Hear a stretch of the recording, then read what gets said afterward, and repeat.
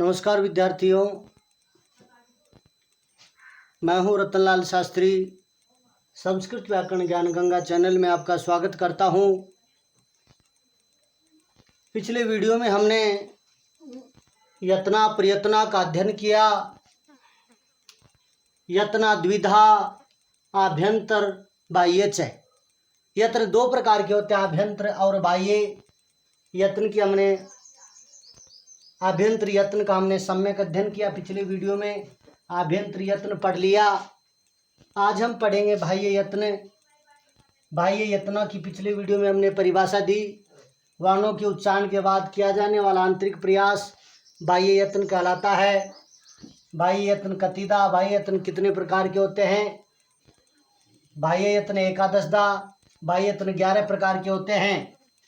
पहला है आपका विवार, दूसरा संवार, तीसरा श्वास, चौथा नाद, पांचवा घोष, छठा घोष, 7 है अल्प प्राण, 8वां महाप्राण, 9वां है उद्दात, 10वां अनुदात और 11वां है आपका स्वरित हुआ। ध्यान दें, उपयुक्त में से 8 जो यत्न आपके कौन से? विवार, संवार, श्वास, नाद, घोष और आघोष, ये केवल व्यंजन वर्णों के लिए हैं। ये जो आपके 8 यत्न हैं ये केवल किसके लिए हैं जी? व्यंजन वर्णों के लिए हैं। एवं अंतिम जो 3 यत्न हैं कौन से? उदात्त, अनुदात एवं स्वरित। उदात्त, अनुदात एवं स्वरित ये केवल स्वर वर्णों के लिए हैं। यहाँ तक का अध्ययन हमने पिछली कक्षा में किया। आज हम इनका विस्तार से विश्लेषण करेंगे। प्रत्येक यत्न का उदाहरण सहित आपको स्पष्टीकरण यहाँ किया जाएगा। ध्यान दें, सभी विद्यार्थीगण अपने इस चैनल को सब्सक्राइब करें, लाइक करें एवं शेयर करें। आप इस वीडियो में प्रत्येक वीडियो को देखने पर कमेंट बॉक्स में कमेंट के माध्यम से मुझे उत्साहित करें एवं इसको शेयर अवश्य करें, जिससे कि इस चैनल का जो बनाने का मेरा मकसद उद्देश्य है वह सार्थक हो सके। इसमें आप अवश्य सहयोग करेंगे, ऐसा मैं आप सभी से आशा करता हूँ। आगे देखेंगे आप, पहला जो आपका, अभी देखो ये इस प्रकार से इनका एक जोड़ा बना हुआ है। इनको पहले मैं एक स्वर के माध्यम से बताऊंगा, फिर आप देखेंगे। देखो, खरो, विवारा, श्वासा, घोषा, इसका एक सूत्र है। खरो विवारा,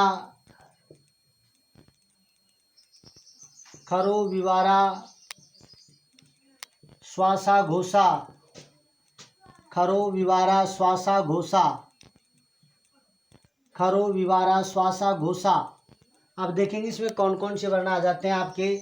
ये कह रहा है कि खरो विवारा, खर प्रत्यार्थ के अंतर्गत, जो खर प्रत्यार्थ है, खरो विवारा श्वासा घोषा, खर प्रत्यार्थ के अंतर्गत आने वाले वर्णों का जो यत्न है वो क्या होता है जी? विवार, श्वास या दीर्घ संधि है। श्वास धन अघोष, श्वास धन है अघोष, ध्यान देंगे यहाँ अघोष। ये कह रहा है कि जो खर प्रत्यार, खर का या खर प्रत्यार के वर्ण, खर प्रत्यार के वर्णों का बाह्य यत्न, खर प्रत्यार के वर्णों का बाह्य यत्न, इसका अर्थ है खर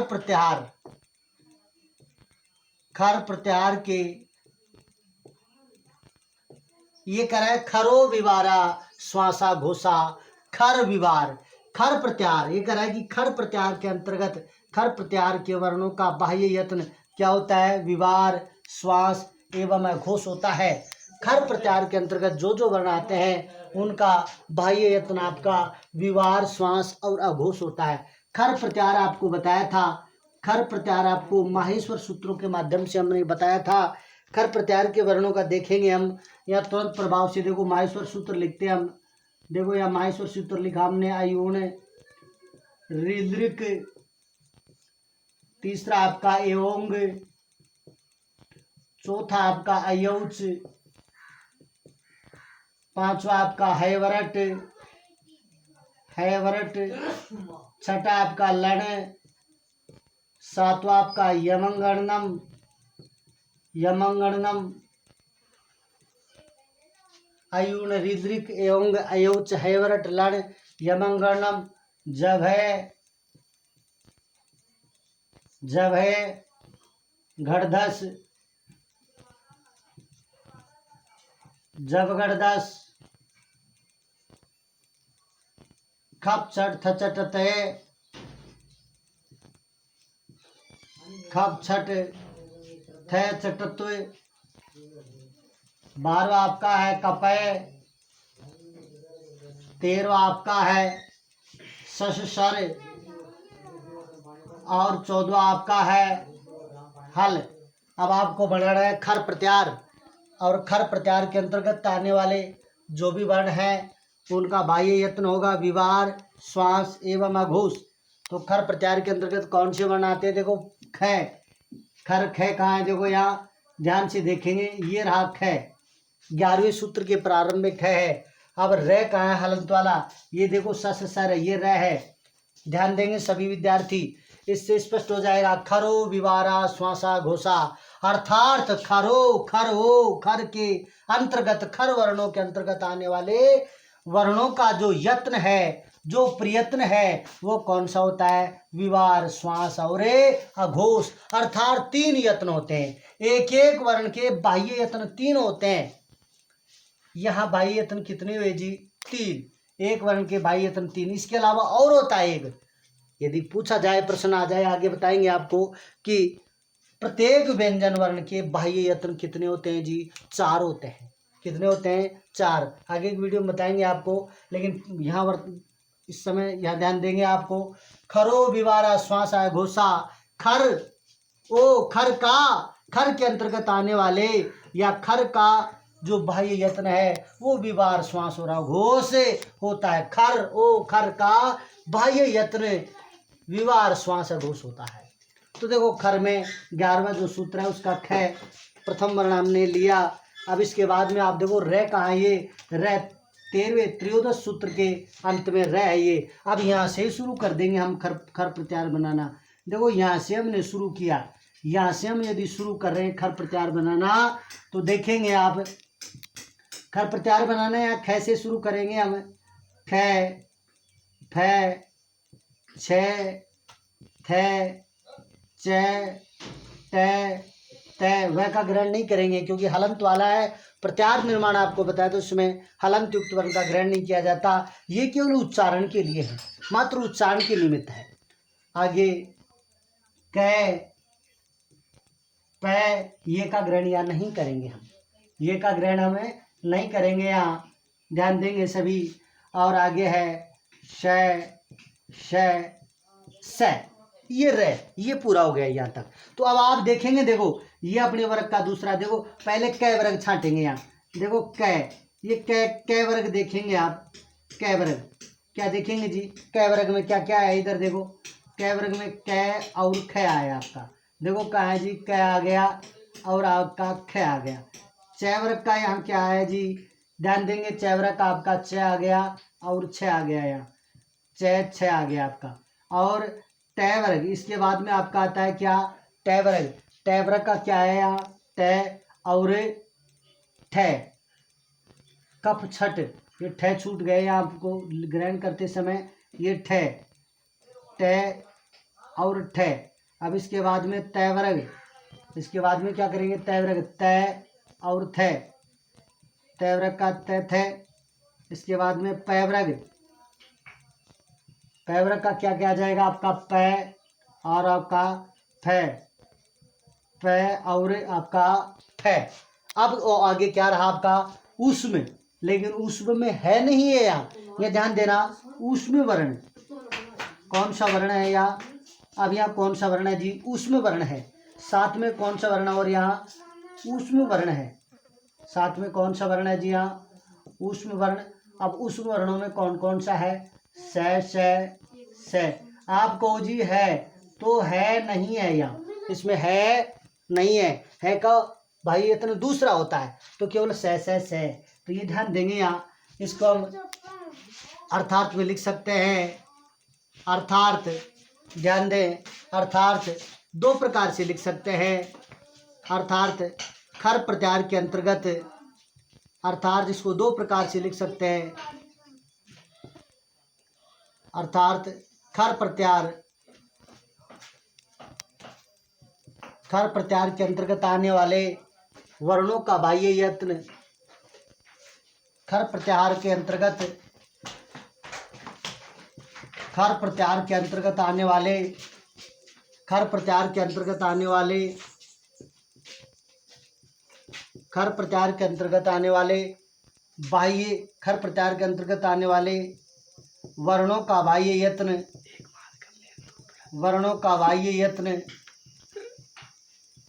आने वाले यत्नों का बाह्य यत्न है वो आपका क्या क्या होता है जी? 3 होते हैं। कौन कौन से होते हैं जी? विवार बाह्य यत्न, विवार श्वास तथा अघोष होता है। ऐसे लिख दे, चाहे विवार श्वास तथा अघोष होते हैं।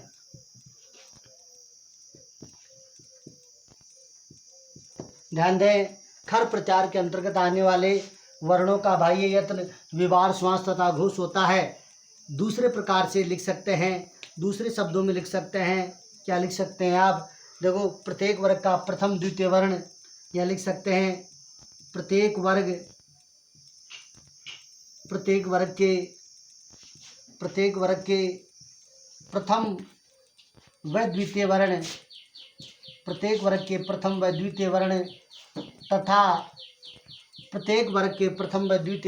तथा श या पूरे उसमें नहीं लिखेंगे, केवल उसमें या नहीं लिखेंगे, क्योंकि उसमें है भी शामिल है और है यहाँ नहीं है, इसलिए लिखेंगे प्रत्येक वर्ग के प्रथम व द्वितीय वर्ण तथा से का बाह्य यत्न, से का बाह्य यत्न, से का बाह्य यत्न विवार श्वास तथा घोष होता है। विवार श्वास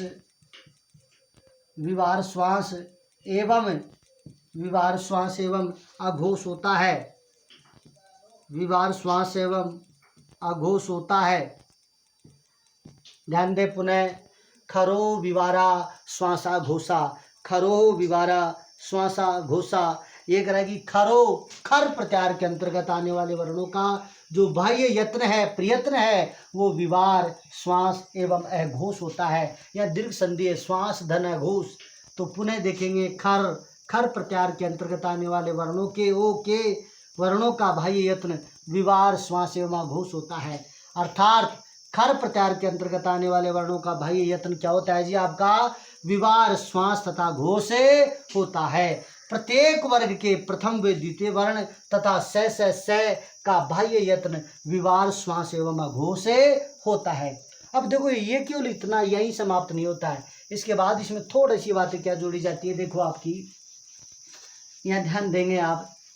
अब हमने आपको जो पाणिनि शिक्षा वर्णमाला बताई थी, आपको पाणिनि वर्णमाला बताई थी, उस पाणिनि वर्णमाला में क्या बताया था आपको? या तीसरा बिंदु और जोड़ सकते हैं यहाँ। पाणिनि शिक्षा वर्णमाला में आपको क्या बताई थी? यम वर्ण बताया था तथा यम वर्णों का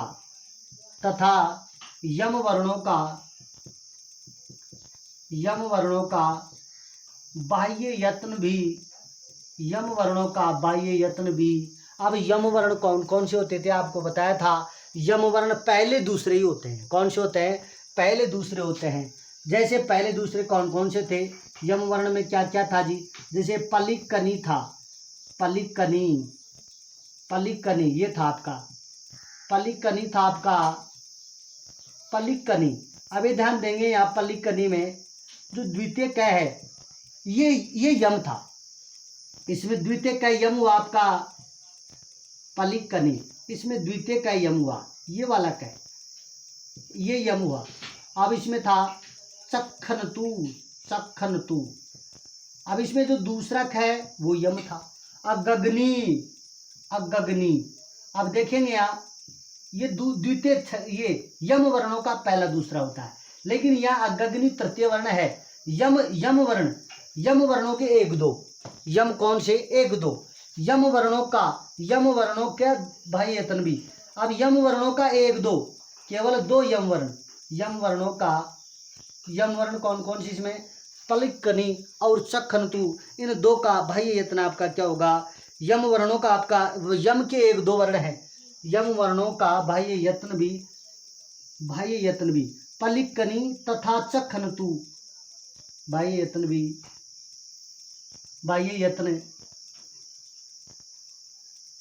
विवार श्वास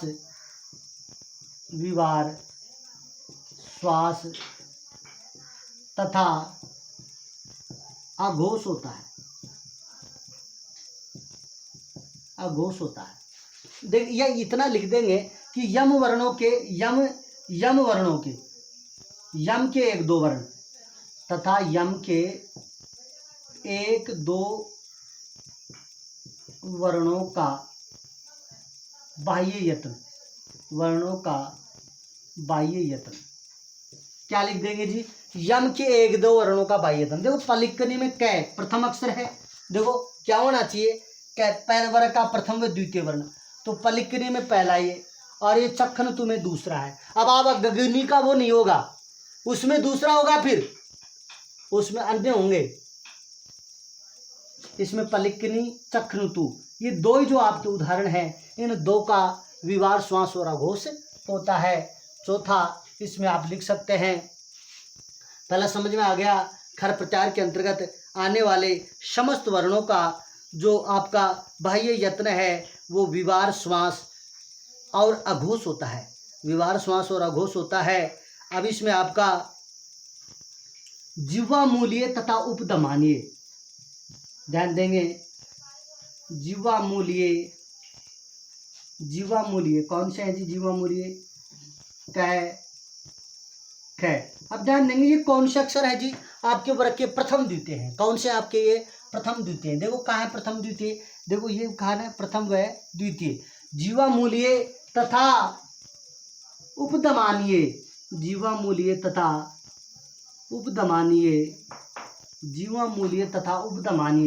उपधमानीय कौन सा होता है जी, पै और फै से पहले यदि अर्ध विसर्ग आता है आपका, तो वो क्या माने जाते हैं आपके उपधमानीय वर्णों का बाह्य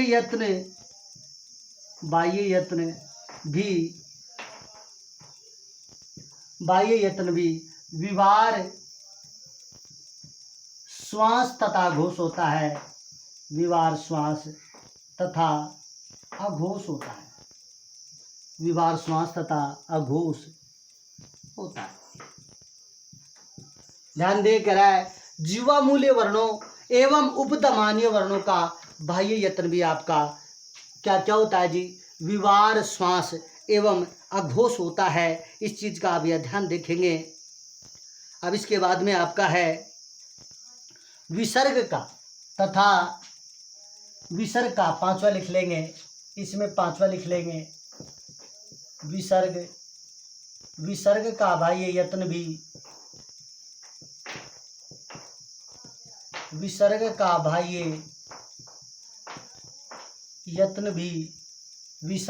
बाह्य यत्न भी विवार श्वास तथा अघोष होता है, और अनुस्वार का दूसरा होता है। तो ध्यान देंगे, ये तो तीन जो बाह्य यत्न हैं, एक तो खर प्रत्याहार के अंतर्गत आने वाले सभी व्यंजन वर्णों का बाह्य यत्न क्या होगा जी आपका, खर प्रत्याहार के अंतर्गत आने वाले वर्ग का पहला वर्ण आता है, प्रत्येक वर्ग का द्वितीय वर्ण आता है, और स आता है। इनका होगा एक यम वर्णों का एक दो वर्ण, यम वर्ण चार होते हैं, यम वर्ण कितने होते हैं जी, चार, दो यम वर्णों के प्रथम द्वितीय वर्ण यम चार होते हैं, तो दो यम वर्णों का जो बाह्य यत्न है वो विवार श्वास और अघोष से होता है। जीवा मूल्य वर्णों में भी प्रथम द्वितीय वर्गीय आता है, जैसे कै और ख से पहले अर्ध विसर्ग आता है जीवा मूल्य का अर्थ, और उपदम आने में पै और फै से पहले अर्ध विसर्ग आता है। इसलिए ये दोनों वर्णों में इनका भी बाह्य यत्न आपको क्या होगा जी, विवार श्वास और अघोष से होता है। और खर प्रत्याहार हमने आपके यहाँ खर प्रत्याहार हमने आपका इस माहेश्वर सूत्रों के माध्यम से आपके 11वें सूत्र से और 13वें सूत्र तक आपका बनाया। अब इसके बाद में आपका दूसरा सूत्र है हसो समारा नादा घोषा। अब लिखेंगे जी हसो समारा नादा घोषा, ये आप सभी उतार लें। दूसरा आपका सूत्र होगा हसो समारा नादा घोषा। हसो समारा दूसरा आपका, इसमें अब तक इसमें तीन आपके बाह्य यत्न आ गए हैं। अब तीन जो बाह्य यत्न है वो इस सूत्र के अंतर्गत आ जाएंगे। आपके तीन बाह्य यत्न इस सूत्र में आ गए, तीन बाह्य यत्न अब इस दूसरे सूत्र में आ जाएंगे आपके। ये कह रहा है आपका हसो समारा नादा घोषा। हसो समारा नादा घोषास, हसो समारा नादा घोषास। खरो विवारा श्वासा घोषा।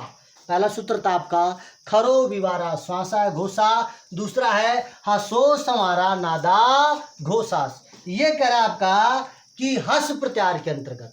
आपके पहला सूत्र किस प्रत्याहार के अंतर्गत था, खर प्रत्याहार के अंतर्गत। पहला सूत्र आपका खर प्रत्याहार के अंतर्गत था। अब ये क्या कह रहा है कि हस प्रत्याहार के अंतर्गत। ये कह रहा है आपका हस ओ, अर्थात हस प्रत्याहार के अंतर्गत आने वाले हस का जो बाह्य यत्न है, हस प्रत्याहार का जो बाह्य यत्न है वो क्या होता है आपका, संवार नाद एवं घोष होता है। घोषाहा चय और घोष होता है। हस प्रत्याहार के अंतर्गत आने वाले हस प्रत्याहार के वर्णों का, हस प्रत्याहार के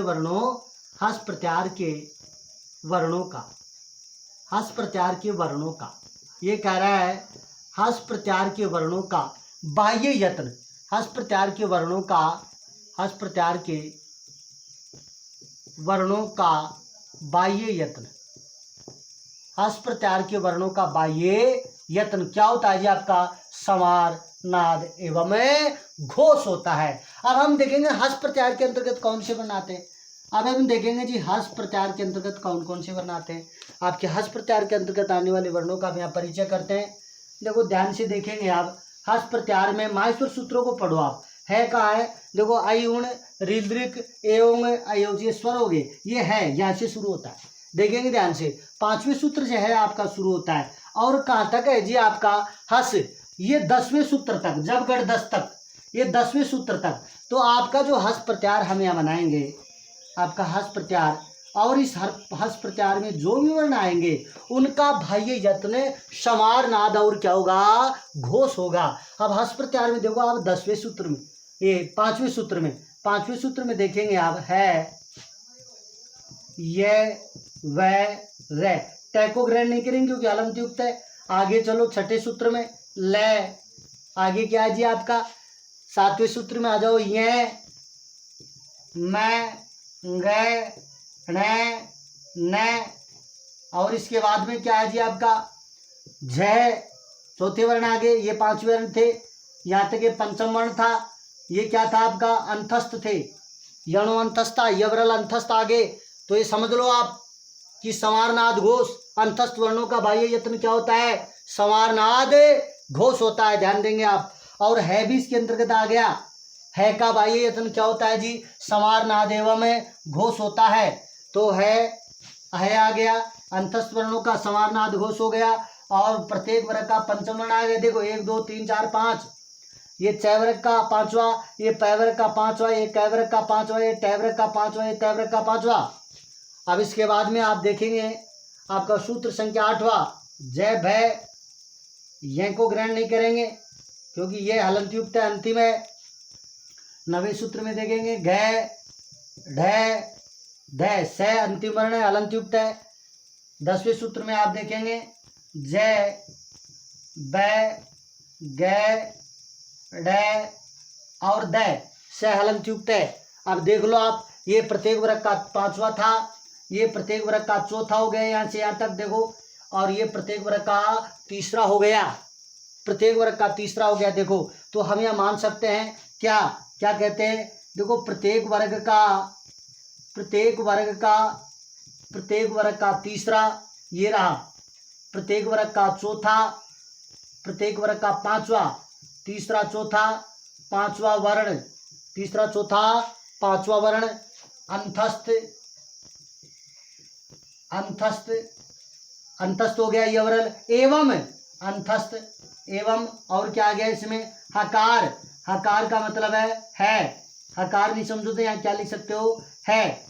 तो प्रत्येक वर्ग का तीसरा चौथा पांचवा वर्ण एवं अंतस्थ वर्णों, प्रत्येक वर्ग का तीसरा चौथा पांचवा वर्ण अंतस्थ वर्ण एवं है का बाह्य यत्न संवार नाद और घोष होता है। अब देखेंगे ध्यान से इसको, देखो अर्थात में मैं लिख सकता हूँ खर प्रत्याहार की तरह, ये इसी प्रकार से लिख सकते हैं। अर्थात, अर्थात में पहला हम लिखेंगे उसी प्रकार से, पहला लिखेंगे खर को हटा देंगे और खर की जगह क्या लिख देंगे, आपका हस लिख देंगे, और लिखेंगे जी हस प्रत्याहार, क्या लिखेंगे जी, हस प्रत्याहार के अंतर्गत आने वाले वर्णों का बाह्य यत्न क्या क्या होता है जी, यह बाह्य यत्न बदल जाएगा, क्या क्या है जी, क्या क्या हो जाए, संवार नाद और घोष होता है, संवार नाद और घोष होता है, और घोष होते हैं, और घोष होते हैं।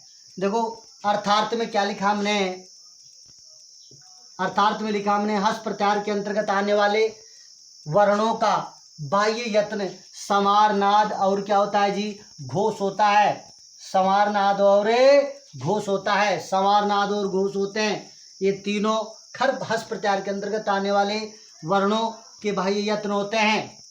अब प्रत्येक वर्ग के, अब प्रथम द्वितीय की जगह 3 4 5 वर्ण करेंगे, प्रत्येक वर्ग के तीसरे, प्रत्येक वर्ग के तीसरे चौथे पांचवें वर्ण अंतस्थ, पांचवें वर्ण अंतस्थ, पांचवें वर्ण अंतस्थ, पांचवा वर्ण तो हो ही गया, तीसरा चौथा पांचवा वर्ण अंतस्थ तथा है का, अंतस्थ तथा है का बाह्य यत्न, किसका बाह्य यत्न जी, है का बाह्य यत्न विवार श्वास एवं अघोष होता है, विवार श्वास एवं अघोष होता है।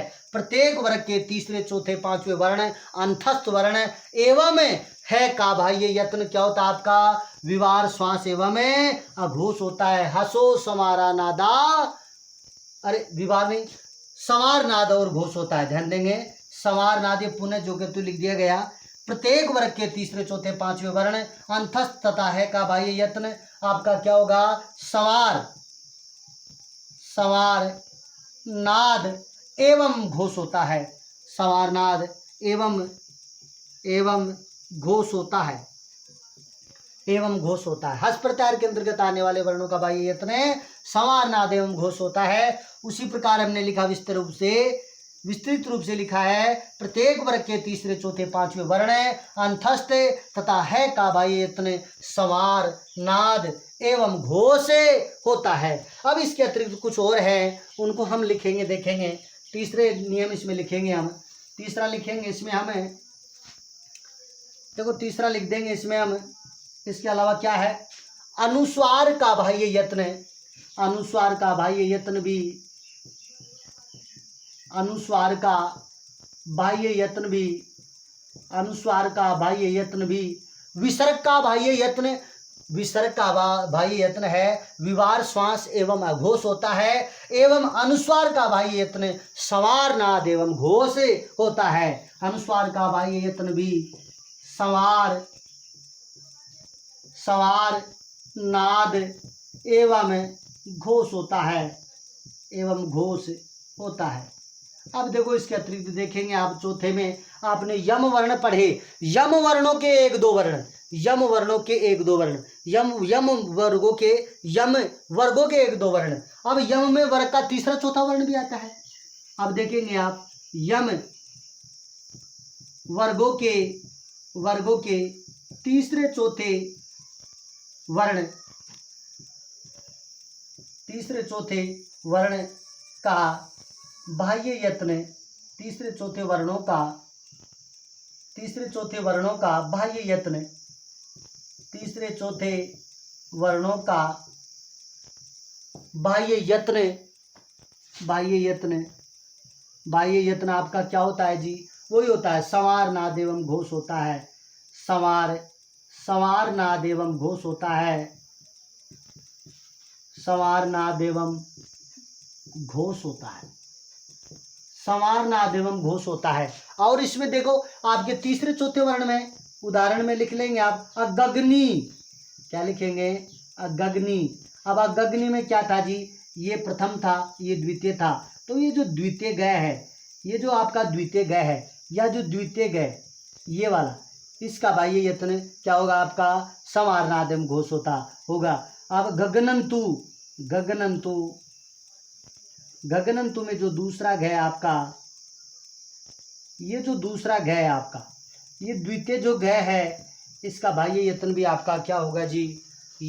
संवार नाद एवं घोष से होता है। इस प्रकार से आपका यम वर्णों के 3-4 हुए, अंतस्थ हुए, है हुआ, और प्रत्येक वर्ग का तीसरा, चौथा, पांचवा वर्ण है। इन सब का बाह्य यत्न क्या होता है आपका? संवार नाद एवं घोष से होता है। ये थे आपके 8, 3 खर में आगे, 3 हस में आगे, 6 बाह्य यत्न थे। ये पूरे 6 के 6 व्यंजन वर्णों के हैं। इसके अलावा 2 और बाह्य यत्न होते हैं, वो भी केवल व्यंजन वर्णों के ही होते हैं। उनका हम अध्ययन करेंगे, है ना। सूत्र संख्या 3 में हम अध्ययन करेंगे, जिसके अंतर्गत आपका 7वां अल्प प्राण था और 8वां क्या था आपका? महाप्राण था। 7वां अल्प प्राण एवं 8वां आपका महाप्राण है, वो भी आपके व्यंजन वर्णों के ही बाह्य यत्न के अंतर्गत आते हैं। 7वां आपका था अल्प प्राण।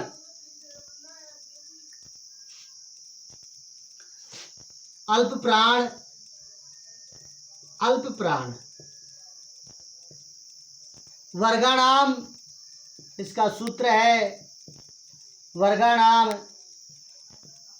प्रथम तृतीय पंचम वर्णाश्चाल्प प्राणाः। पंचम वर्णाश्चाल्प प्राणाः।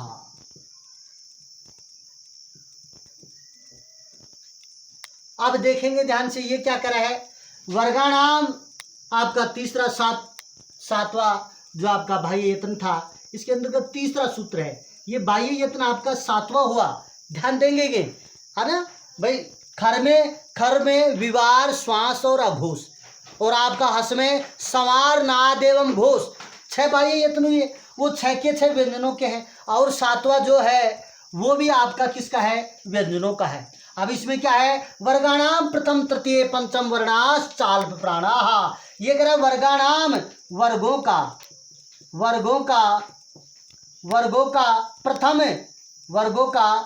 प्रथम तृतीय और पंचम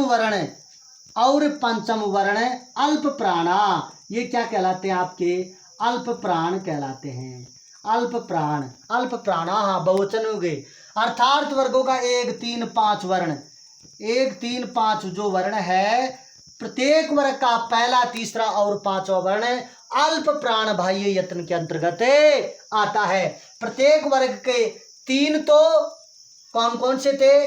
जैसे विवार, श्वास और अघोष, संवार, नाद और घोष, तो 3 तो वो हो गए बाह्य यत्न, एक अल्प प्राण और एक महाप्राण। इस प्रकार से प्रत्येक व्यंजन वर्णों के 4 बाह्य यत्न होते हैं।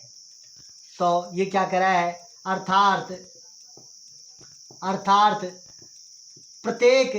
अर्थात पहला इसमें लिख लेंगे, अर्थात प्रत्येक वर्ग के प्रथम तृतीय एवं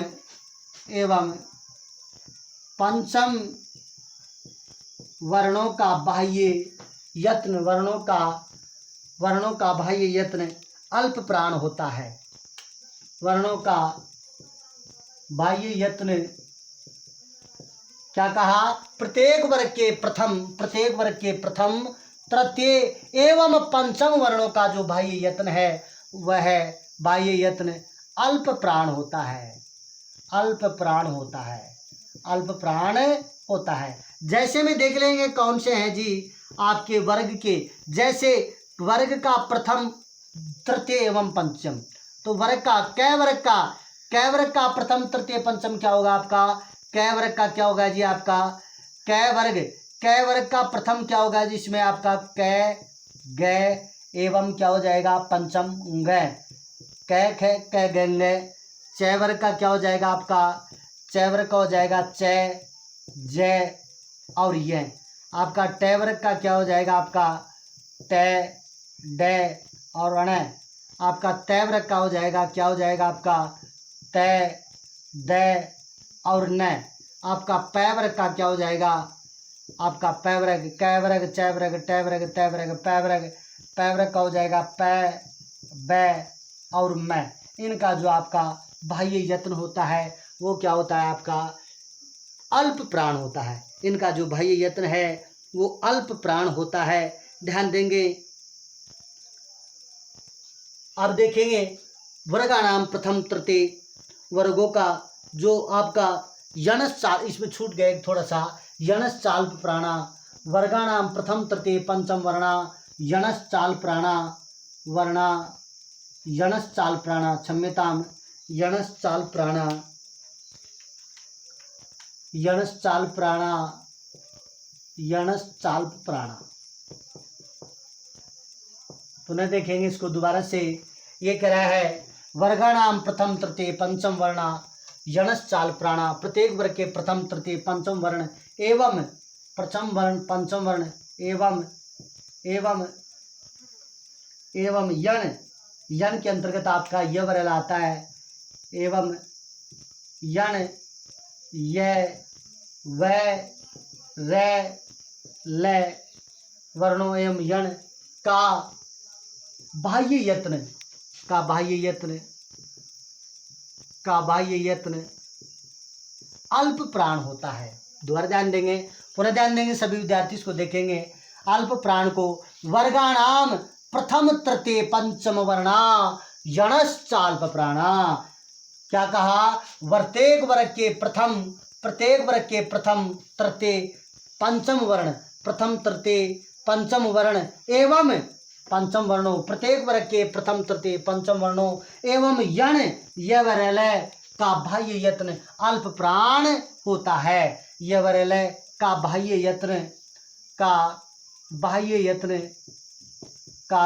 यत्न अल्प प्राण होता है, अल्प प्राण होता है। अब इसमें आपका बताया कै वर्ग में आते हैं कै ग चै में चै जय य, टै वर्ग में आपका टै डै न, तै वर्ग में आपका तै दै न, पै वर्ग में आपका पै बै मैं। इसके अतिरिक्त तो दूसरा इसमें इसी में होता है। और इसमें लिख लेंगे क्या आपका यण में क्या क्या आते हैं आपके य व रे एवं ल, इनका भी बाह्य यत्न अल्प प्राण होता है। इसके अलावा आपका जो दूसरा आठवां जो आपका बाह्य यत्न होगा वो होगा महाप्राण। आठवां का बाह्य यत्न होता है वो है महाप्राण।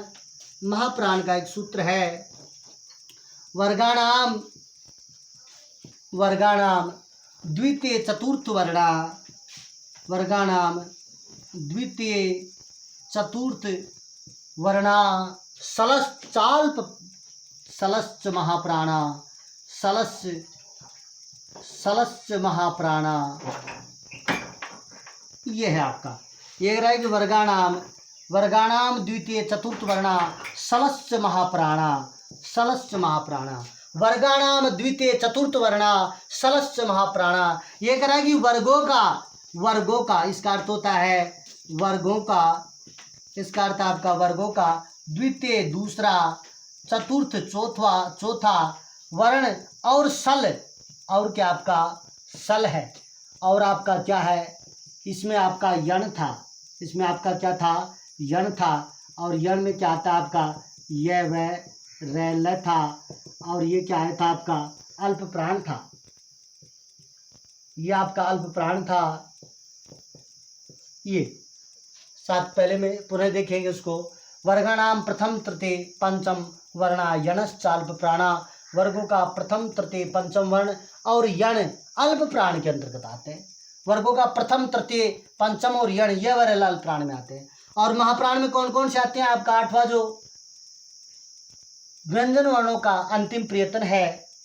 वर्गाणाम द्वितीय, वर्गों का दूसरा चतुर्थ चौथा वर्णा वर्ण और दूसरा चौथा वर्ण द्वितीय चतुर्थ वर्ण सलश्च महाप्राणा, और सल वर्ण और सल प्रत्याहार के अंतर्गत आने वाले वर्ण है श श श है। क्या क्या है जी इसमें श और है। ये आपका बराबर क्या है जी महाप्राण। इनका भाई वेतन क्या होता है महाप्राण होता है। अर्थार्थ में आप इसको लिख सकते हैं, अर्थार्थ में आप लिख सकते हैं, महाप्राण में आप लिख सकते हैं वर्ग का द्वितीय चतुर्थ वर्ण, वर्ग का द्वितीय चतुर्थ वर्ण। अर्थार्थ में आप लिख सकते हैं प्रत्येक वर्ग के द्वितीय चतुर्थ वर्ण, प्रत्येक वर्ग के द्वितीय चतुर्थ वर्ण एवं सल का मतलब से है का प्रत्येक वर्ग के द्वितीय चतुर्थ वर्ण एवं सल का बाह्य यत्न क्या होता है आपका महाप्राण होता है। क्या होता है महाप्राण होता है। प्रत्येक वर्ग के द्वितीय चतुर्थ वर्ण एवं सल प्रत्याहार के अंतर्गत जो आने वाले वर्ण आपके स है, इनका जो बाह्य यत्न क्या होता है महाप्राण होता है। यह आठवां आपका, सातवां था आपका अल्पप्राण एवं आठवां आपका महाप्राण हो गया। अब इसमें देखेंगे ये थे आपके व्यंजन वर्णों के बाह्य यत्न। स्वर वर्णों के जो बाह्य यत्न, जो तीन बाह्य यत्न है आपके स्वरों के जो तीन बाह्य यत्न हैं, स्वरों के बाह्य यत्न कौन कौन से होते हैं आपको बताया था। उदात्त अनुदात्त एवं स्वरित, उदात्त अनुदात्त एवं स्वरित, ये तीन केवल स्वरों के बाह्य यत्न हैं। इनका अध्ययन हम अगले वीडियो में कराएंगे, क्योंकि ये वीडियो ज़्यादा बड़ा हो जाएगा। ये काफ़ी लंबा प्रकरण है उदात्त अनुदात्त एवं स्वरित।